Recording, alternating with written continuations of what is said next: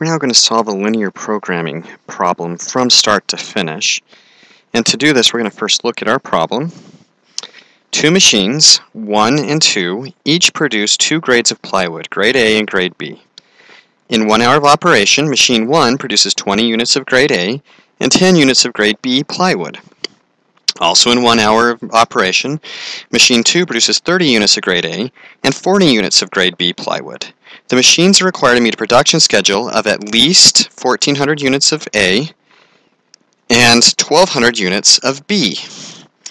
Assuming that the cost of operating the machine 1 is 50 per hour and the cost of operating machine 2 is 80 per hour, find the number of hours each machine should be operated so as to minimize the cost. So the first thing is our objective function.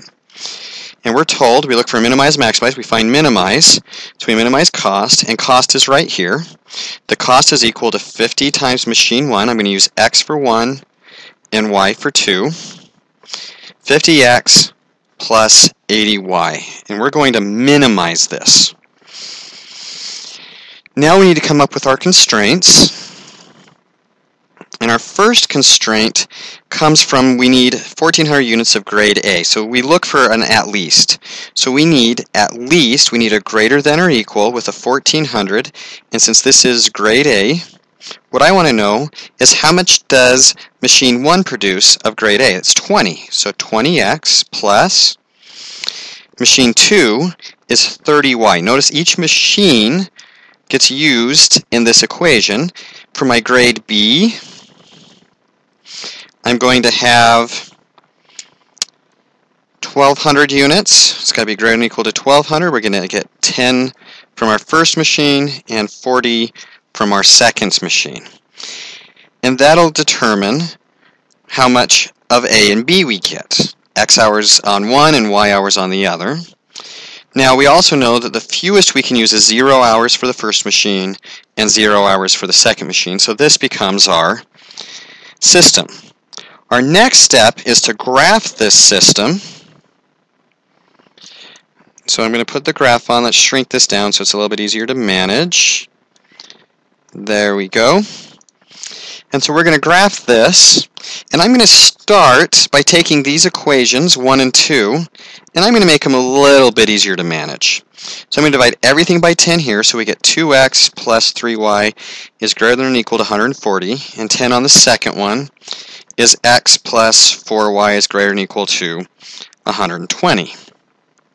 And of course, x is still greater than 0, and y is still greater than or equal to 0. So here's 3 and here's 4. So I did 3 first and 4 second, and that's going to keep us in quadrant 1. Well, 2x plus 3y is greater than or equal to 140 is y will be equal to minus 2x, 3y will be equal to minus 2x plus 140 divided by 3 minus 2/3 x plus 140 thirds. Remember that, because what we're going to need to do is I'm actually going to start by saying 2, if y is 0, then x is 70. So I'm going to come right here and I'm going to put dot at 70. And then I'm going to go up 2 and back 1, 2, 3. And if I do that again, 1, 2, 1, 2, 3, I'm going to get a line that crosses right through there. So this is my blue line. And he's going to x this region right here, because 0 plus 0 is not bigger than 140, so he wants to be over in this region. Our other one, x plus 4y is greater than or equal to 120. This one's a little bit easier. So for my let's go green. For my green line, for 2, we're going to get 120 for one and 30 for the other. And so this line's going to cross right through, let's make that just a little bit better, right through there. And he's going to add an x to this region, and that region is of course x from our x1, because 0 is not bigger than 120. So my feasible solutions come from here. And so what I want are all of my boundary points. So I'm going to need this point right here, this point right here, and this point right here where they cross. Well, that means that we're going to need equation 3 and 1. So when does 2x plus 3y equal 140 when x is 0?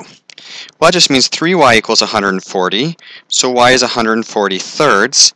And so one of my feasible solutions is at 0, 140 thirds. So let's list the feasible right here.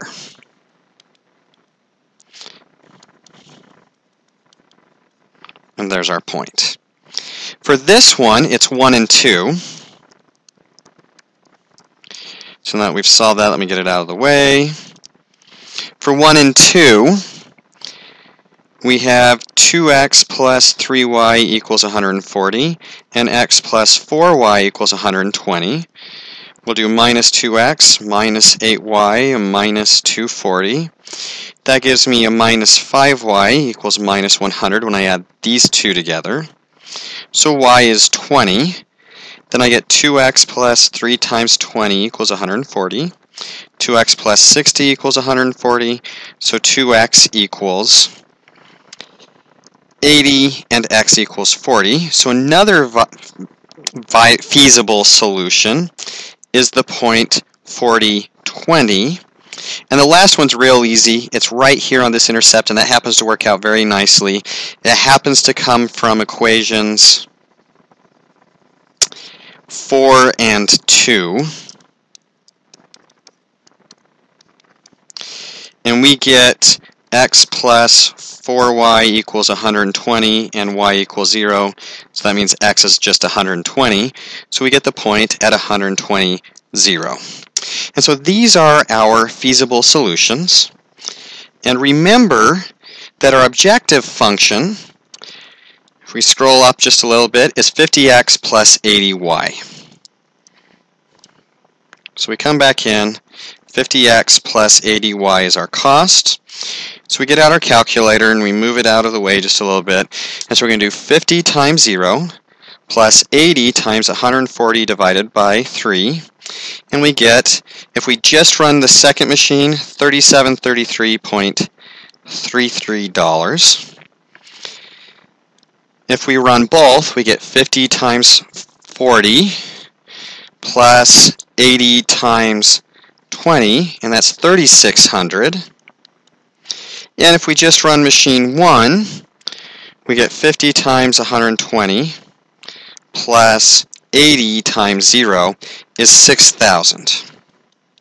So the best way to spend our time and our money is to pick this one because this is our minimum cost.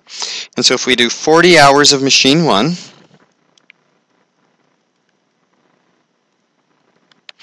and 20 hours of machine 2, we will minimize our cost. Now make sure you work this through every time. It's not always the case that it's going to be this one. One of these may win for a given problem. So check them all and work them through. And remember that we were looking for the minimum cost, so we're going to pick the smallest output.